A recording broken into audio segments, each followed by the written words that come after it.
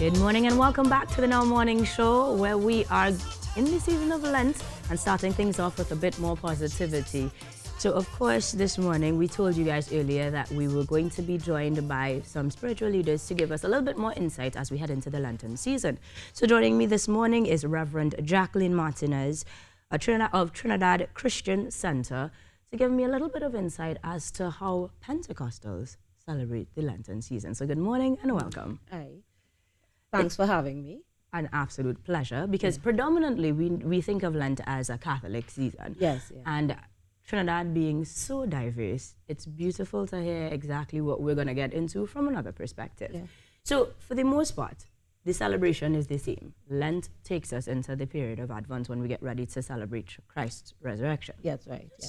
So where does it differ, if at all, in terms of the Pentecostal calendar? Okay, so Lent, thank God for Lent, because with all the activity in the country as the year starts, thank God that everything starts to quiet down a bit. But Lent really, is a time of reflection. It's really supposed to be a time of trying to draw closer to the Lord, with Easter. And, most times we focus on Easter, the resurrection, and so on. You're aiming toward that. Right. But one thing I want to draw from the whole Easter experience is that, the whole idea of the cross of Jesus Christ is really about self-denial. And so as you're getting into Lent, it's something to focus on, that it's about denying yourself, because the Lord said if we can't deny ourselves, and pick up our cross and follow him, then we can't be one of his. So Lent is really about that self-denial.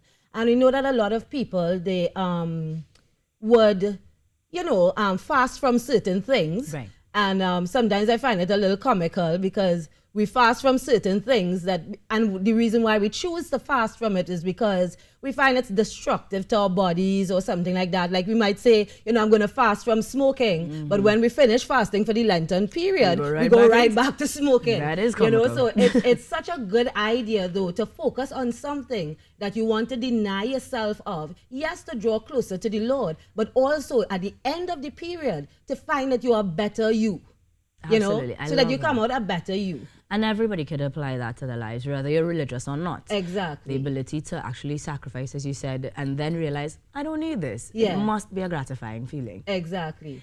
So then the partaking of the Pentecostals, that is, would be the same in terms of fast and prayer. In terms of that. Now, for most Pentecostals, as the year breaks into January, that's when most of the churches, they fast almost for the entire month of January. Yeah, so because that is when you basically, get into your time of reflection and you're preparing yourself for this year, to have a better year, to walk with the Lord, to get that guidance from the Lord. But Lent, because it's a good thing, because it gets the entire nation. I thank God that people still focus on Lent, because I know that some people are pushing against it and they want to still carry on the carnival even during the Lenten period. Yeah, and they're still pushing for it, but it's good that people still try to focus on God and to to do things differently and to aim toward Easter. Where's that respect and that reflection for the price that was paid for us to help us to to live better, to make it to where we really want to go. And so it's good that in this country especially that we still focus on it, and people change their eating habits and stuff like that. And I'm not so sure what the fish is about, because people tend not to eat meat and eat fish on a Friday. We don't really practice that much, but I think fasting is something that you need to really focus on in terms of what did Jesus say about the fasting. He said when you fast, then don't draw so much attention to yourself, because sometimes people fasting and everybody has to know that I'm fasting from this, and it's a whole glorying of yourself. But he said bathe yourself, smell good, look good, all of that while you're fasting, because it's not so much about drawing attention to yourself. It's about really putting yourself down so that you could bring him to the fore. In my experience, I found that when you actually do remove things, it's easier to focus on that goal. So that absolutely is a beautiful idea that we should all partake of.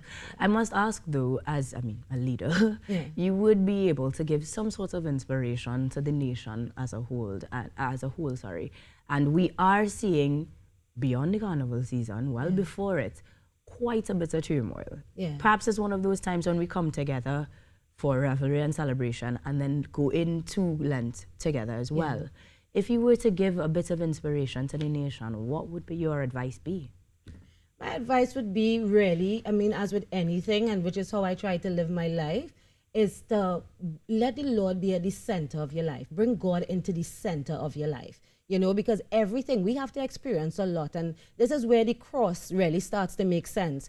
With everything that Jesus, the price that he paid for us and all that he went through, we are going to have to face things this year.